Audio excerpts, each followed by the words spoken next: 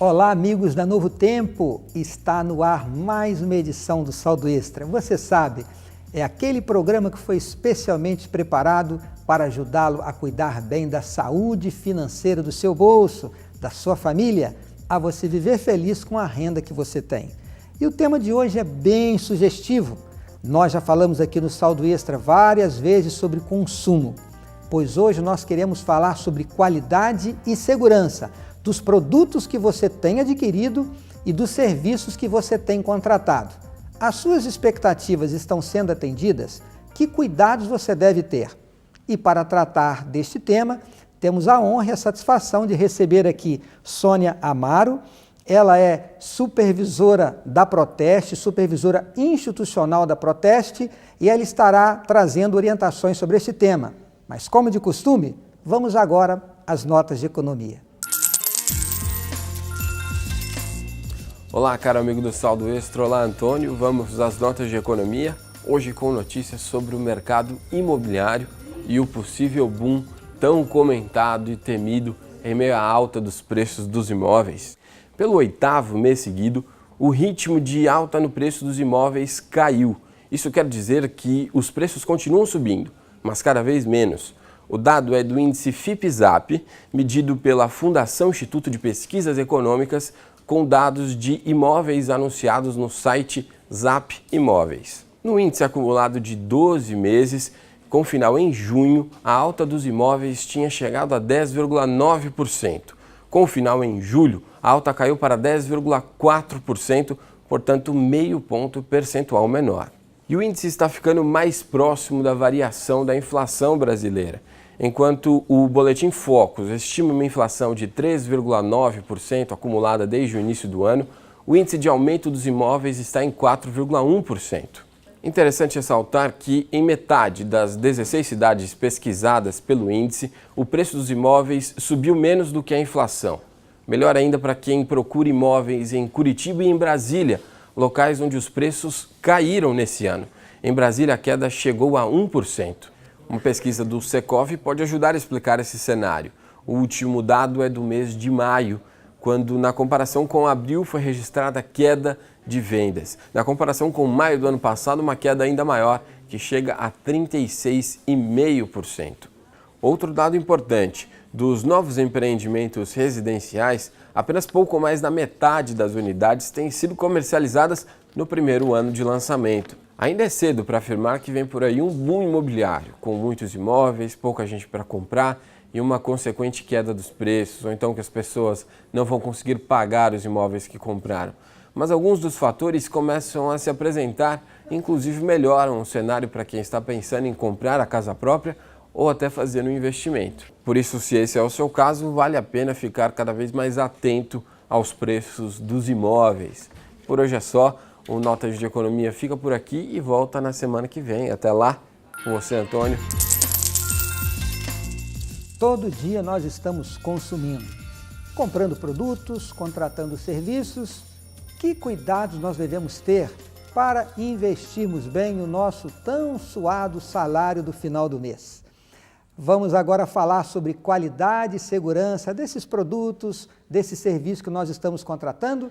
E eu tenho a satisfação de apresentar a Sônia Amaro. Eu já disse aqui que ela é supervisora institucional da Proteste, ela é advogada de formação e tem dedicado a sua vida naquilo que ela se especializou, que é direitos do consumidor. E a minha primeira pergunta, Sônia, é: quais os cuidados que o consumidor deve ter ao comprar um produto, ao contratar um serviço, para que ele tome a decisão certa? Olha, importante. Primeira coisa, o consumidor, antes de mais nada, pesar se realmente é o caso dele comprar aquele determinado produto. Por quê? E aí a gente está pensando na questão financeira desse consumidor, né? Quer dizer, ele pode ter todo um comprometimento de renda em função dessa aquisição. E o segundo passo, se realmente é o caso de adquirir aquele produto ou contratar um determinado serviço, então pesquisar preço. A variação de preços é uma coisa que varia muito de estabelecimento para estabelecimento, isso inclusive as próprias pesquisas que a gente faz na Proteste demonstram isso. E aí também é importante ele verificar as características do produto, né? Então, Por exemplo, se for um móvel, se for um eletrodoméstico, verificar as dimensões do produto para ver se cabe na sua casa, para ver se cabe no local onde eles pretendem colocar aquele determinado móvel, saber exatamente como é que funciona. Outra coisa também, toma cuidado, porque às vezes o consumidor vai comprar algo com tanta tecnologia, com tantos mecanismos e tal, que pode ser que ele não vá se utilizar de tudo aquilo. Né? Quer dizer, então, vá na loja, verifique ou até pergunte para pessoas do seu relacionamento, que conhecem aquele determinado produto, como é que ele funciona, se tem algum outro que eles recomendam. Então, tudo isso antes dele, claro, efetivamente ali comprar o produto. E naturalmente também muito cuidado com a questão da entrega, né? Quer dizer, tem lojas ali que vão estabelecer uma entrega depois de 30, 40 dias. Então isso é importante também, antes de ele fechar o negócio, ele perguntar, verificar se não tem taxa para entrega, porque também vai fazer toda a diferença. Às vezes ele vai procurar um estabelecimento que tem um preço menor, só que se ele for cobrar, por exemplo, um frete, vai encarecer aquele produto. Mas é claro que essas informações, inclusive, quem tem que dar de forma muito clara é a loja, né? É o fornecedor de produtos. Mas é importante aqui a gente destacar esses cuidados. Ir atrás da informação, saber tudo que está envolvido. Agora vamos falar um pouquinho de compra de produto em separado de contratação de serviço. Okay. No caso de compra de um produto, sim, quais as informações obrigatórias que o produto deve ter na sua embalagem? Olha, na embalagem do produto tem que ter as características desse produto, composição, qual é a quantidade do produto, preço, quer dizer, todas as informações. Então, se a gente tomar aqui um exemplo de um produto alimentício, né? Então, na sua embalagem, ele vai ter data de validade, os ingredientes que estão sendo utilizados, a composição, e, claro, e determinadas informações até mais específicas de acordo com o produto. Se for brinquedo, o consumidor deve ficar atento, inclusive, porque tem que ter ali o selo que identifica que o produto realmente está de acordo com a norma técnica. O selo do Inmetro tem que estar presente na embalagem do brinquedo. Né? Então, o consumidor não deve, por exemplo, comprar algum produto que não tenha esse selo, porque esse produto pode comprometer a saúde e segurança da criança. Você falou sobre o selo do Inmetro. Isto é no caso para brinquedos. Sim. Existe algum outro selo de alguma outra instituição que deva constar em algum outro tipo de produto? Eu não sei se seria o caso, por exemplo, no caso de produtos feitos de madeira, se tem algum selo de origem dessa madeira, se está correto ou não. Existe esse tipo de situação também? O que acontece é o seguinte, existe, por exemplo, a questão do selo do Inmetro, assim, para determinados produtos significa o seguinte, para determinados produtos, eles têm que seguir uma norma técnica na sua fabricação. Então, exemplo, brinquedos, capacetes, esses capacetes de motociclistas, aquele isqueiro, fósforo e vários, hoje, produtos eletrônicos também têm que ter eles têm que seguir a fabricação de acordo com a norma técnica, que dispõe de uma série de requisitos, inclusive, principalmente voltados à questão da segurança do consumidor. Então, o fato de ter o selo do Inmetro significa que esse produto ele realmente está de acordo com a norma técnica. Então, pelo menos é uma segurança um pouco maior, né, que é oferecida ao consumidor. Então, se o consumidor, por exemplo, for comprar um brinquedo, ele verifica que não tem, é porque aquele brinquedo ele está, inclusive, irregular perante a legislação brasileira. Né? Então, ele não deve comprar, porque pode realmente ter problemas. Agora, claro que existem hoje algumas outras informações, por exemplo, que você tocou na questão da madeira. Né? Então, essa madeira foi usada, é madeira de reflorestamento e tal. Mas aí são informações, na verdade, ali, até mais como um marketing do produto, né? Que são colocadas na embalagem. Agora, nós vemos hoje nas lojas que oferecem eletrodomésticos uma etiqueta falando sobre consumo de energia. Esta informação de consumo de energia é obrigatória e ela é confiável? Hoje tem que constar realmente do produto. É obrigatório, então? É obrigatória, ela tem que constar desses produtos mesmo e é importante, quer dizer, é uma informação a mais para o consumidor.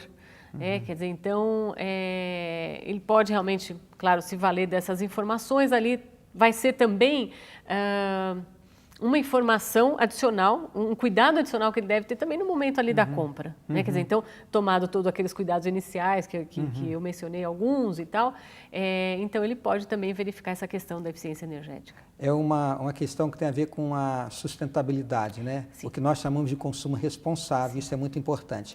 Agora, vamos voltar um pouquinho sobre a questão do preço. Você mencionou que a primeira coisa que o consumidor deve fazer é pensar se ele precisa gastar mesmo, né? Se ele precisa daquele produto, para que ele não compre algo desnecessário, nunca fazer a compra por impulso. A gente sempre fala sobre isso aqui, Sônia. Agora, vamos falar sobre a relação preço e produto. É um mito que qualidade está associado com preço, ou seja, o bom produto ele custa mais caro. Isto é realidade ou é apenas um mito? Não, é realidade. É realidade que nem sempre o mais caro é o melhor. Nós, na Proteste, como fazemos os testes comparativos de produtos, né, isso é importante. Nós, então, vamos ao mercado, nós compramos o produto como consumidor e fazemos, então, os testes. Esses testes, eles levam em conta a questão da qualidade do produto, a questão do desempenho, se realmente o produto ele faz aquilo que ele se dispõe a fazer, né, questão da segurança do consumidor. E aí, claro, com base nesses resultados dos testes, então nós indicamos para o consumidor qual é a escolha certa. E em vários exemplos, nós indicamos para o consumidor a escolha certa, que muitas vezes é um dos produtos mais baratos.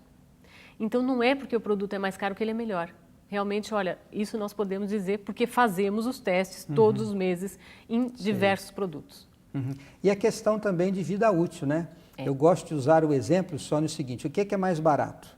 Um sapato de R$50 que dura 6 meses ou um sapato de R$100 que dura 2 anos? Eu nem sei se a gente consegue comprar um bom sapato que dure 2 anos por R$100, mas essa relação, né?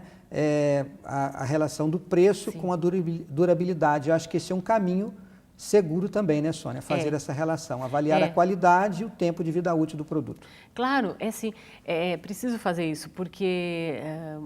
e também, claro, é uma série de fatores, né, que tem que ser combinados ali para o consumidor. Então, no momento ali da aquisição, realmente ele tem que ficar muito atento a tudo isso, né? Muito atento e não se deixar levar, muitas vezes por determinados apelos, ou muito por essa coisa até da moda, né? Quer dizer, que às vezes determinados produtos estão na moda, mas será que eu, consumidora, vou me utilizar desse produto? Será que vai me servir? Então, é fazer também um pouco essa reflexão antes ali de comprar. Agora, no caso de produtos, fala-se muito em garantia e a chamada garantia estendida, né, que é oferecida pelo mercado em geral. Você recomendaria adquirir essa garantia estendida? Será que é válido? Ou aquela garantia básica do produto já seria suficiente? Olha, é muito bom a gente poder falar disso. Porque, na verdade, o erro começa do próprio nome, né? Quer dizer, embora ela seja chamada, nós todos chamamos realmente de garantia estendida, né? Porque ficou conhecida com essa denominação, na verdade é um seguro. É um seguro que o consumidor está contratando no momento que ele compra o produto. E a gente sabe que, na prática, muitas vezes esse consumidor ele vai pagar, claro, mais. Por quê? Porque é um seguro, então ele vai pagar o preço do produto e mais esse determinado valor pelo seguro, que é a garantia estendida, mas na prática dificilmente ele vai conseguir se utilizar. Por quê? Porque como é um seguro, geralmente quando o produto apresenta algum tipo de problema e o consumidor fala, puxa, que bom, vou me utilizar da garantia estendida, então ele chega e o fornecedor diz para ele, olha, isso não está coberto pelo seguro. Esse tipo de problema aqui, nós vamos consertar, mas a gente vai lhe cobrar porque não está coberto pela garantia. E outra coisa também, o problema ainda maior é o fato de que, muitas vezes, o consumidor, quando vai ao estabelecimento comprar o produto, realmente a garantia estendida não é oferecida a este consumidor, ela é efetivamente empurrada para o consumidor ou às vezes cobrada sem que o consumidor saiba. Isso aí inclusive ilegal, esse tipo de prática, né? Quer dizer, porque oferecer, é claro que é possível oferecer desde que todas as informações sejam dadas de forma clara, como estabelece o Código de Defesa do Consumidor. Agora, embutir ali no preço do produto e empurrar para o consumidor algo que ele não quer contratar é ilegal. Tá certo. Agora, vamos falar um pouquinho sobre prestação de serviço. Sim. Qual é a base para se contratar um serviço? É ter um contrato delineado, especificando prazos, o que serviço vai ser prestado, os direitos e deveres das partes envolvidas.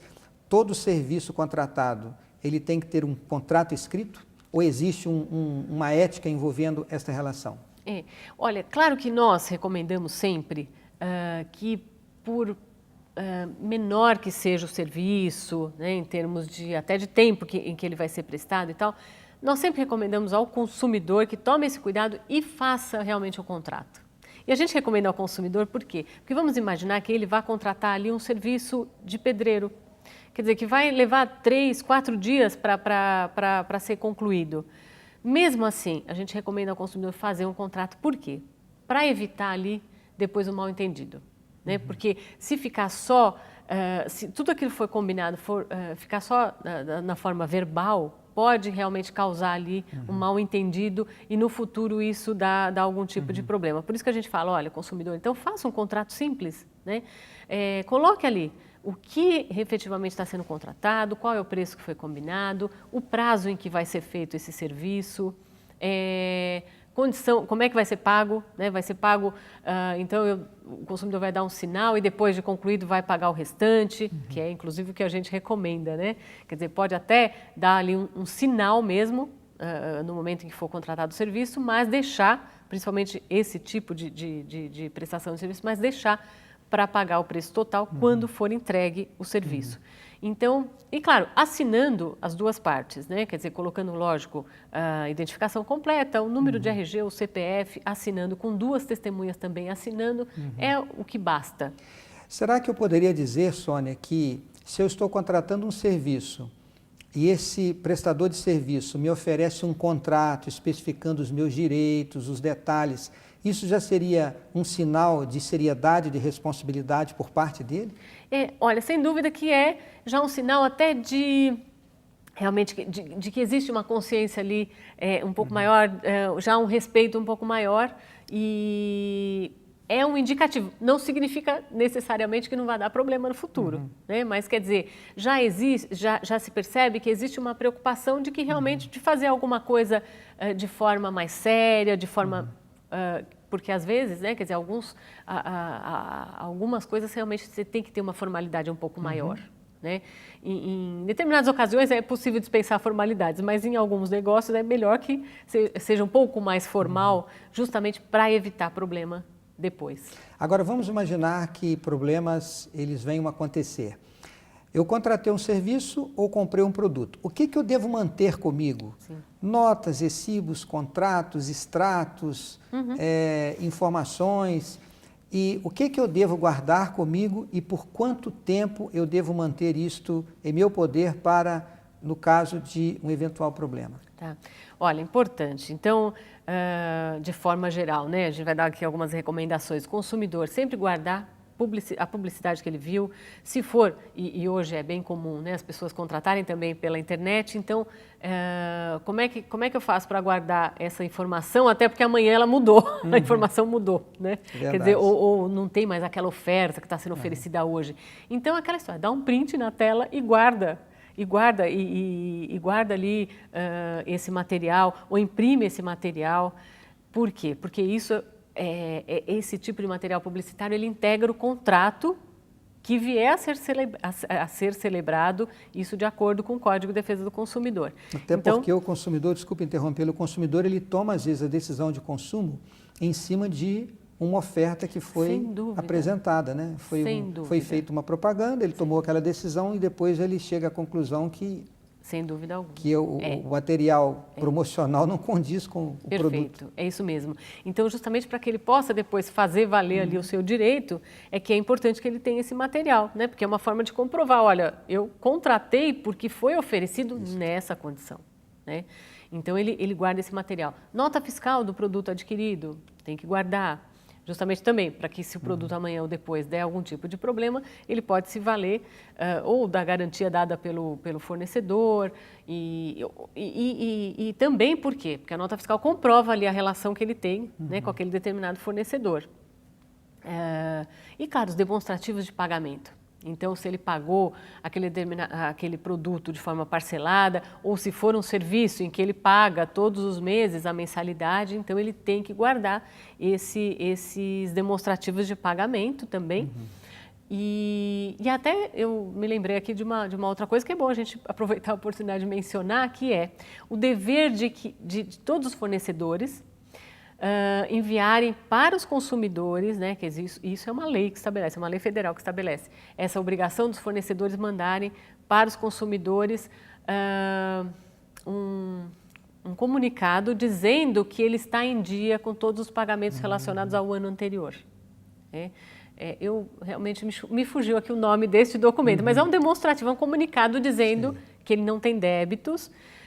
Então, isso é muito bom para nós todos consumidores. Por quê? Porque a gente pode jogar fora uma série de demonstrativos ou de boletos bancários que a gente tem que guardar, né? Justamente para comprovar que pagamos, né? Aquela mensalidade ou aquela conta.